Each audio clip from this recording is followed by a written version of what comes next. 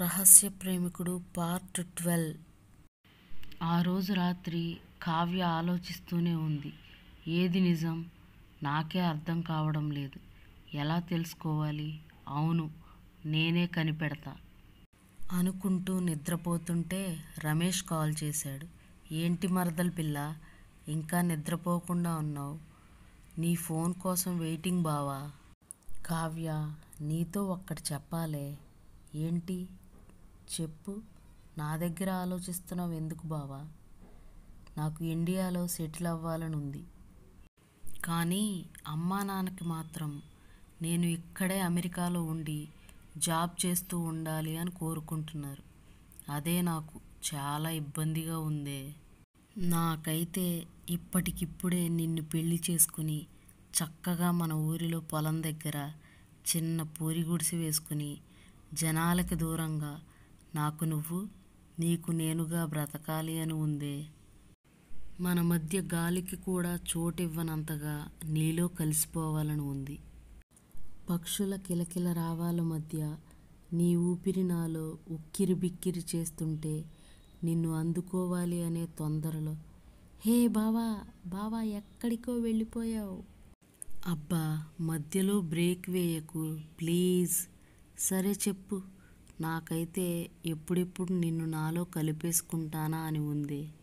నీ మీద అంత పిచ్చి ప్రేమ పెంచుకున్నాను. పచ్చని పొలాల మధ్య మన చిన్న ఇంట్లో నీ నా సరసాలు సరదాల మధ్య అలకలు కోపతాపాలకు తావు లేకుండా నీ ఆజ్ఞను శిరసా వహిస్తూ నిన్ను చుట్టుకొని ఉండాలని ఉంది. నువ్వేమంటావు? హే మరదల్, చెప్పు ప్లీజ్. నీ మనసులో ఏముందో చెప్పవే. బావా, టైం వచ్చినప్పుడు చెబుతా. ప్లీజ్ ప్లీజ్, నా బుజ్జి కదా, చెప్పు బావా. చెబుతాను, ఇప్పుడు కాదు. సరేలే, నీ ఇష్టం. I love you Kavya. I never miss you ఉమ్మా అని ఘాటుగా ముద్దు పెట్టాడు. కావ్య ఆలోచనలో పడింది.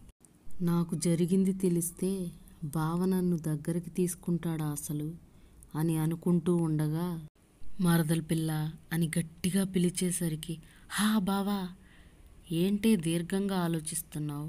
మన పెళ్ళి గురించేనా అనేసరికి అవును అన్నట్టు ఏదో ముక్తసరిగా కొట్టింది. నిద్రొస్తుందేమోలే. సరే మరదల పిల్ల, గుడ్ నైట్, స్వీట్ డ్రీమ్స్. నీ కలలోకి వస్తా, త్వరగా నిద్రపో అనేసరికి ఓకే బావా, బాయ్ ఉమ్మా, బాయ్ అని ఫోన్ కట్ చేశాడు. అలా ఆలోచిస్తూనే నిద్రలోకి జారుకుంది. ఉదయం నిద్ర లేవగానే బాస్కి కాల్ చేసి, సార్, ఈరోజు నేను మధ్యాహ్నం నుండి ఆఫీస్కి వస్తాను, కొంచెం అర్జెంట్ వర్క్ ఉంది అనగానే ఓకే కావ్య, థ్యాంక్స్ సార్ అని కాల్ కట్ చేసింది. త్వరగా రెడీ అయి హాస్పిటల్కి బయలుదేరి వెళ్ళింది. ఆకాష్ని కలిసి ఏంటిది అన్నట్టు నిలదీసి అడిగింది. కావాలని ఇదంతా నువ్వే చేశావేమో, నాకేం తెలుసు. నువ్వు అలా మాట్లాడకు.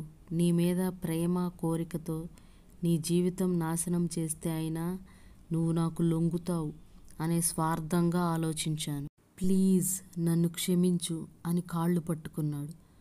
డాక్టర్ నువ్వు మాట్లాడలేవు అని చెప్పారు, మరి ఇప్పుడెలా? ఇది కూడా ప్లానా? చిచ్చి, నీ మెంటాలిటీ అర్థమవుతూనే ఉందిగా. కావ్య, నేను నటిస్తుంది నిజమే. ఎందుకు అంటే గగన్ నన్ను చంపేస్తాడు అన్న భయంతో. ఎందుకు చంపుతాడు చెప్పు.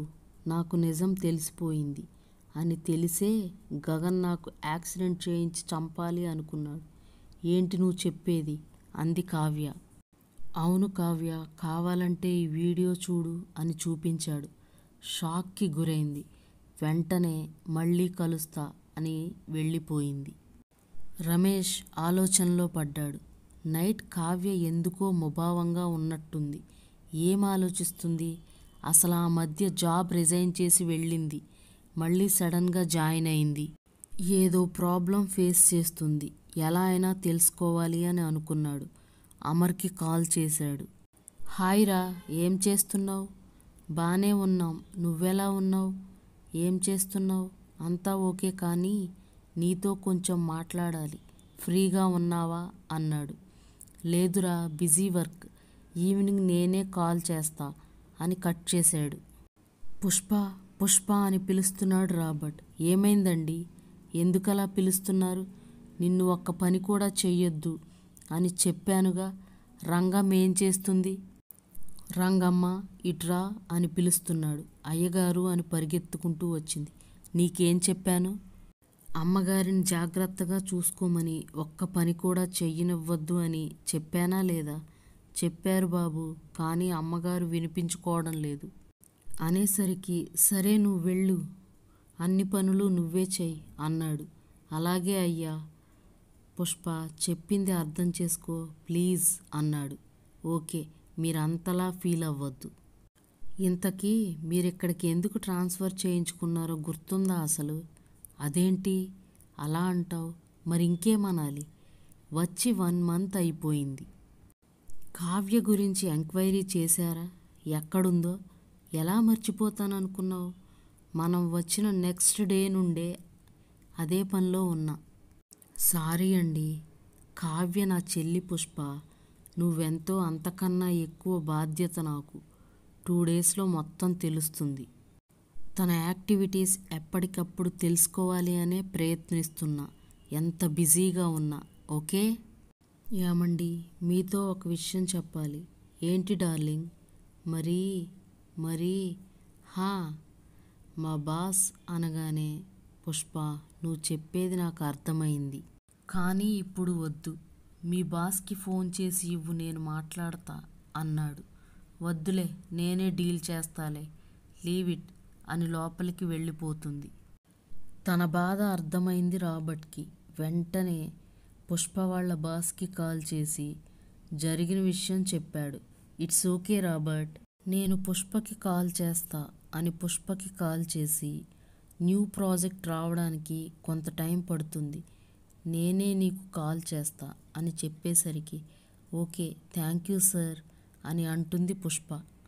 యామండి అని రాబర్ట్ దగ్గరికి వస్తుంది. ఏంటి డియర్? మా బాస్ ఇప్పుడే కాల్ చేశారు. ఏమన్నారు? న్యూ ప్రాజెక్ట్కి టైం పడుతుంది అని చెప్పారండి. ఓహో రియల్లీ? హమ్మయ్యా, ఇంకా రిలాక్స్గా ఉండొచ్చు. ఓకే పుష్ప, నువ్వు వెళ్ళి రెస్ట్ తీసుకో.